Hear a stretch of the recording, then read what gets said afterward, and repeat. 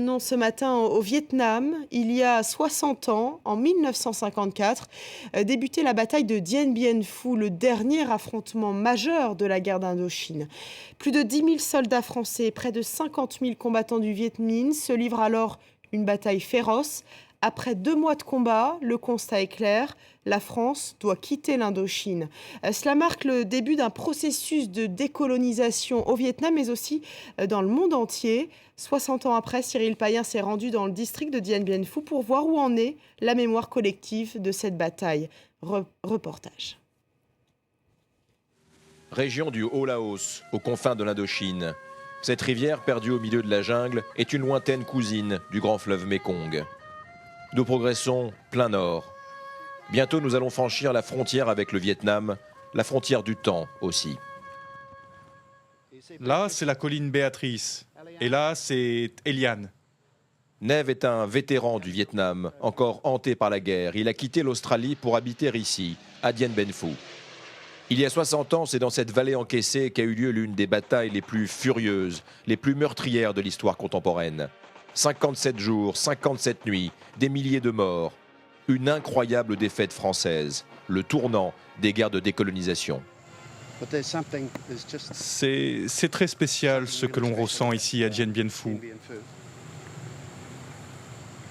Il y a eu autant de héros dans chacun des deux camps. La victoire vietnamienne à Dien Bien Phu a précipité le départ du pouvoir colonial français en 1954 et la partition du Vietnam. Les vestiges du théâtre d'opération sont gardés intacts par le régime de Hanoï, plus d'un demi-siècle plus tard. Le Parti communiste vietnamien se raccroche comme il peut au symbole des temps héroïques. Les gens viennent ici pour mieux comprendre notre histoire, pour se rendre compte aussi de l'importance de cette victoire. Et puis venir se recueillir à Dien Bien Phu, c'est surtout une manière de rendre hommage à nos aînés qui se sont sacrifiés pour l'indépendance. J'ai étudié la bataille dans les livres d'histoire. Ma famille s'est battue ici. Je voulais voir comment c'était. 2293 soldats français sont tombés à Dien Bien Phu. 8000 mourront plus tard en captivité, comme plus de 3000 militaires indochinois engagés auprès des Français. Une simple stèle a été élevée ici, à leur mémoire, par un ancien légionnaire. C'est là aussi que des familles d'anciens combattants français viennent discrètement exaucer leur dernière volonté.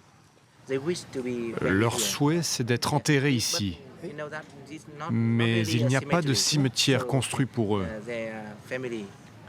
Donc certaines familles apportent leurs cendres et les déposent ici.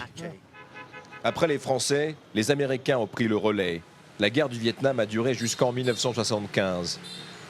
70% des Vietnamiens sont nés après cette date et se soucient peu du passé.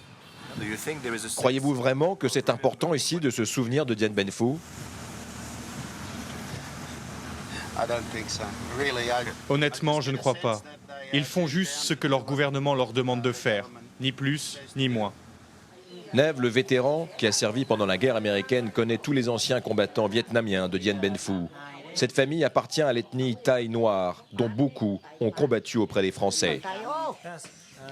Oui, mon mari portait un uniforme français.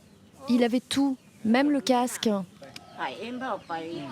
Il a été transféré sur la côte pour qu'il parte en France, mais la France, il ne l'a jamais vu. Les Français ne l'ont jamais emmené. C'est comme ça. Vous savez, la génération de mes grands-parents n'avait que peu de choix. Et si j'avais été à leur place, eh bien je ne sais pas, j'aurais probablement fait pareil. Et attention à ce que tu dis. Mon mari n'a rien fait de mal. Il était simplement un supplétif pour l'armée française. Ce n'est pas de sa faute.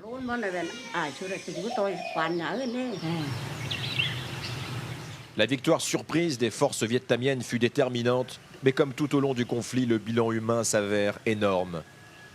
Un sacrifice suprême qui emporte officiellement 8000 soldats Viet Minh. Nous allons retrouver l'un des derniers anciens combattants de Dien Bien Phu. Le vétéran miraculé a effacé de sa mémoire, volontairement ou pas, toute référence à la grande bataille. Il ne nous livrera rien, à part un mot, exhumé du temps lointain de la présence française au Vietnam. Obéir.